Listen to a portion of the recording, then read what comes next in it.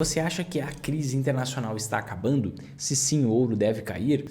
Não, tá? Para mim, essa crise internacional que a gente está vivendo está só começando, tá? Só que a gente deve passar por ondas de crise, né? Não quero, vou tentar aprofundar aqui. Vamos ver se a gente vai conseguir. Isso aqui eu trato mais com os meus mentorados. Qual é a razão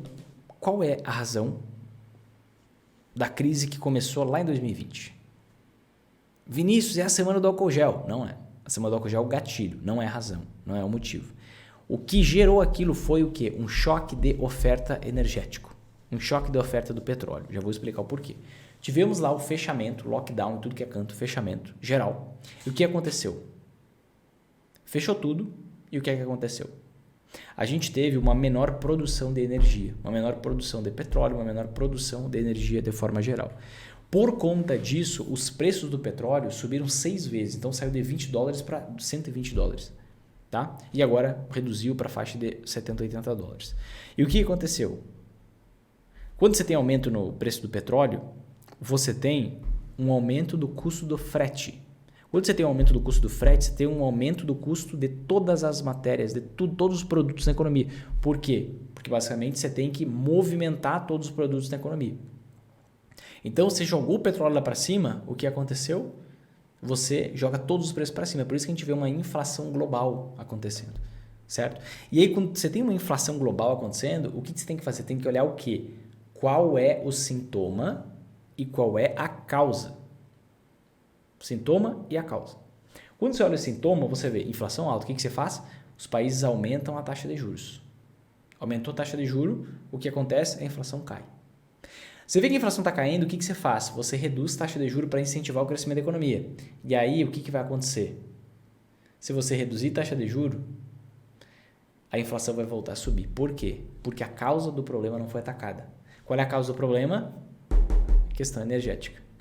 Existe algo chamado de Agenda 2030 da ONU, que alguns de vocês podem concordar, mas é um câncer social, é um câncer energético, é um câncer em várias áreas do mundo, tá?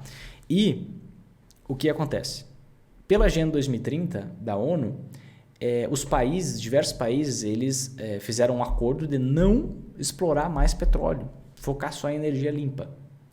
Concordo que isso tem que ser feito, focar em energia limpa. Entretanto, você não pode comprometer a produção de energia mundial dizendo, se não for energia limpa, eu não vou produzir, eu não vou deixar explorar petróleo. E aí, tem um monte de país queimando carvão, que é muito mais poluente que petróleo, para ter a energia. Porque demora para você ter toda essa exploração do petróleo. Só que isso não está sendo atacado. Os países não mudaram a sua postura em relação a isso. Então, a taxa de juros vai cair, a inflação vai disparar de novo por conta do aumento do preço do petróleo. Porque no momento de crescimento da economia, no momento em que a taxa de juros cai, as empresas trabalham mais, elas consomem mais produtos. No momento que os países crescem, gira mais frete, gira mais economia, consome mais energia. Se não está tendo aumento na produção de energia, o que vai acontecer? O preço da energia vai subir de novo.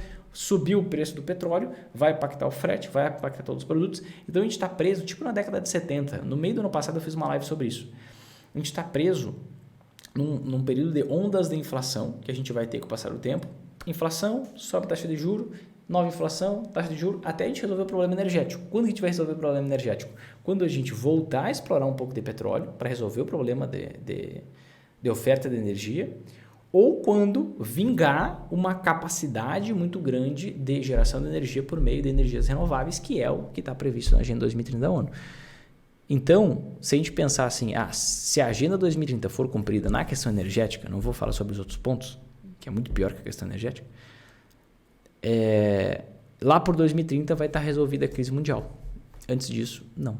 É por isso que a gente deve passar por ciclos, como aconteceu na década de 70. A gente teve 3 ondas inflacionárias, 3 ondas que a gente viu os investimentos subindo, caindo, subindo, caindo, subindo, caindo. É por isso que você precisa ter ações e anti-ações, para você ir surfando esses movimentos e lucrando em todos os períodos. Se você investir só em ações, você pode ficar estagnado durante 10 anos, sobe, desce, sobe, desce, sobe, desce. Se você investir só em anti-ações, a mesma coisa, tá? Mas a gente está preso nesse caixote. Acho que ficou um pouco complexa a explicação, mas essa é a realidade, tá? Talvez um dia a gente possa entrar e falar 1 hora sobre isso, aprofundar nesse tema. tá bom? Mas acho que a crise internacional não acabou não.